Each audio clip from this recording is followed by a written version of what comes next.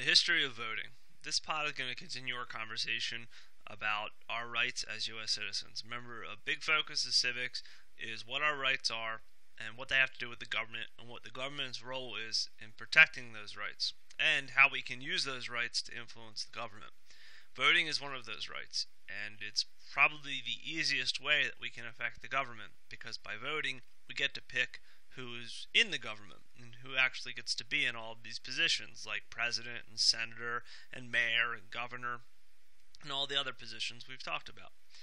This lesson will focus on voting, the history of it, and who's been able to vote when. Because it hasn't always been like it is today. Today, certain people can vote, and it encompasses or makes up a good chunk of the population. But there's been times in our history, unfortunately, where certain people could not vote for a variety of reasons. So this is going to talk about who those people were and how things were changed. So our objectives, we're going to describe the history of voting and how it has changed over the course of U.S. history. We're going to explain ways that voters were historically kept from voting. So we're going to look at who could vote depending on the time period, what was going on, and how those things were changed.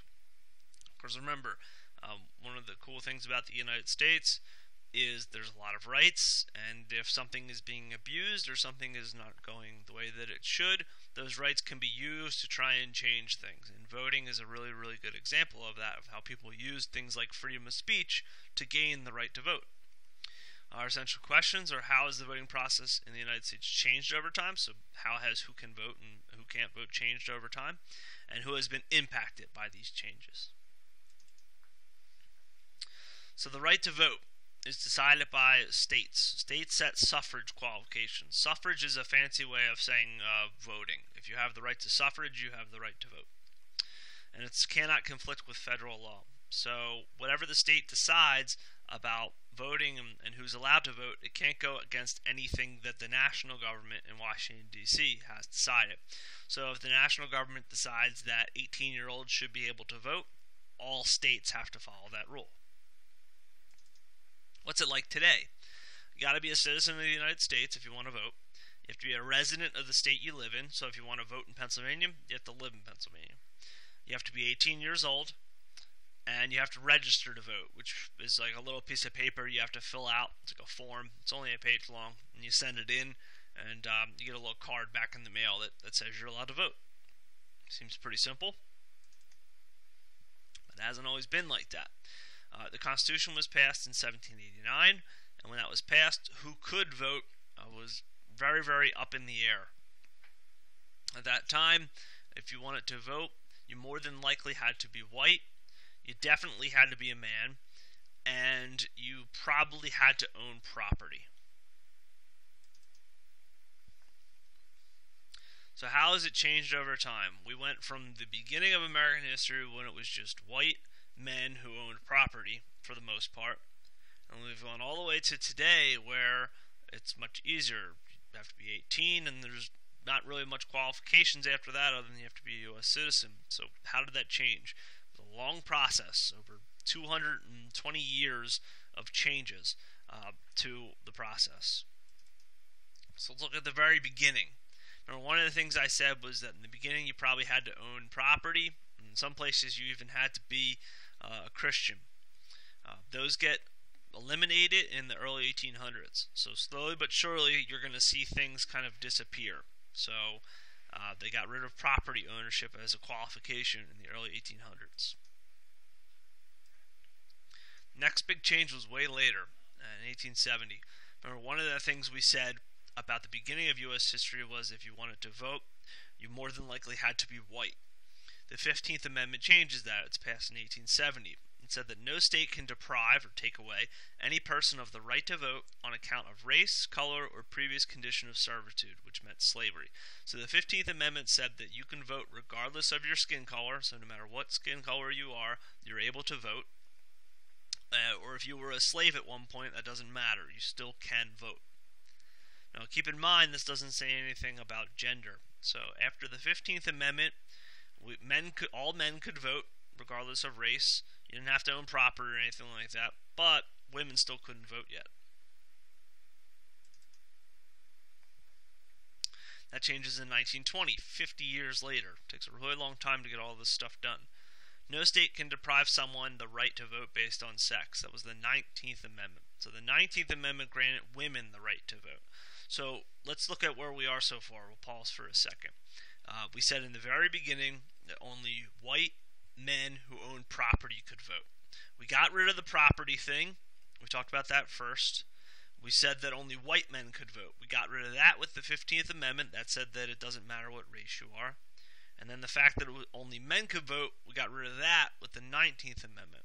So you can see slowly but surely things changed based on amendments that were passed. And all of those amendments and laws that were passed, a lot of them were passed because people were using the other rights that they have, like freedom of speech and freedom of protest. They used those to say that they should be able to have the right to vote. So they used some of the rights that they did have to try and gain rights that they didn't have. So at that stage, could everyone vote? You might be thinking, well, that takes care of everybody, because it said that all men and women could vote now, and you can vote no matter what your skin color. So that should be everybody. Well, it wasn't as simple as that. There were some other qualifications as well. Some states started to make voters try to pass literacy tests in order to vote. A literacy test tests how well you read. If you're literate, that means you can read. If you're illiterate, that means you can't read. So they started giving people literacy tests, and if you didn't pass the literacy test, you could not vote. So why would they do that? They were trying to target people who couldn't read. And a lot of the people that weren't so great at these literacy tests were African Americans. But it wasn't their fault. It was because they weren't getting a good education compared to other people in certain states. And not every state did this. A lot of the states that did this were in the South, where slavery used to exist. So these literacy tests were aimed at trying to get people who couldn't read or maybe didn't have a great education from voting. And it wasn't just African Americans that were affected by this. A lot of poor white people living in the South were affected as well, unfortunately.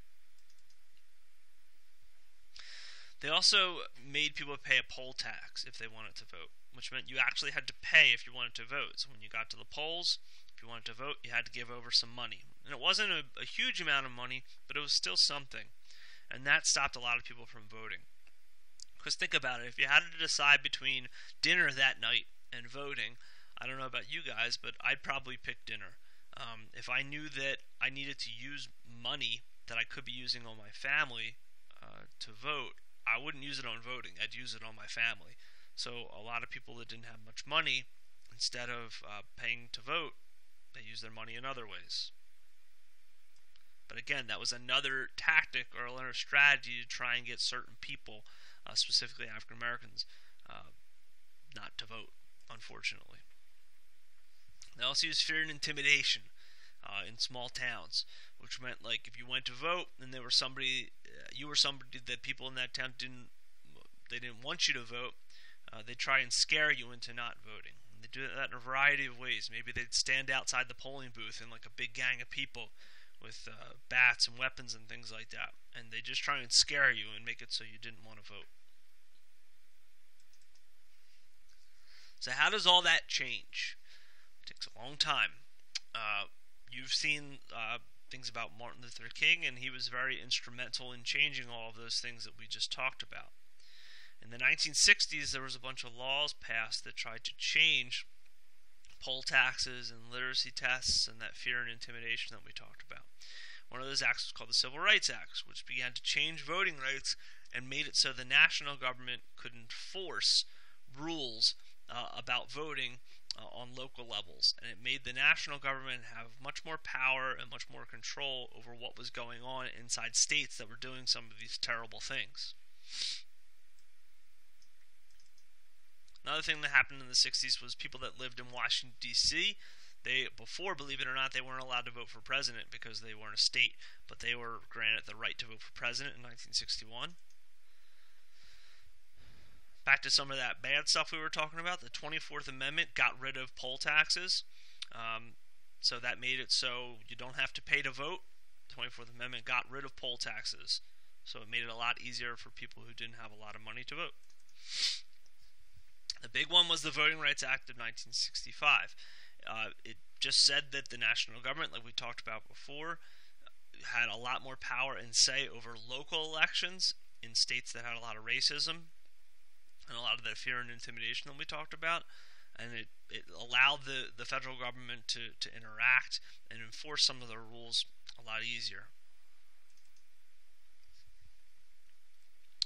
The last stage are the big things. So the things that we just talked about helped minorities get their rights to vote and got rid of some of the things that were making it more difficult for minorities to vote. The 26th Amendment changes something else. It changes the voting age from 21 to 18. So up until 1971, if you wanted to vote, you had to be 21 years old. But they change it, and they lower it to 18 years old. Why'd they do that? There was a big war going on at the time called the Vietnam War, and 18-year-olds were fighting in the war. You could be drafted into the military if you were 18 years old. So people were fighting in a war that weren't allowed to vote. So politicians and people in government were sending people to war, but then those same people couldn't vote or have a say in who the politicians were. So people saw a problem with that, so they decided that if you can fight for your country, you should be able to vote in your country as well. So that's a kind of a brief history of voting in American history. You can see that it changed big time. It went from the very beginning where you had to be white, own land, and be a man to vote, and it changes up to today. So it got rid of a lot of those qualifications and made it a lot easier for people to vote. That was the purpose of the lesson, just for you to see how things have changed and how long it really took to do that, to secure that right to vote. So make sure you join us for class on Tuesday and Thursday. If you have questions and need help, please contact me. My information is there. Be sure to answer the questions that are underneath my face before you exit out of this. If you don't need help, good luck.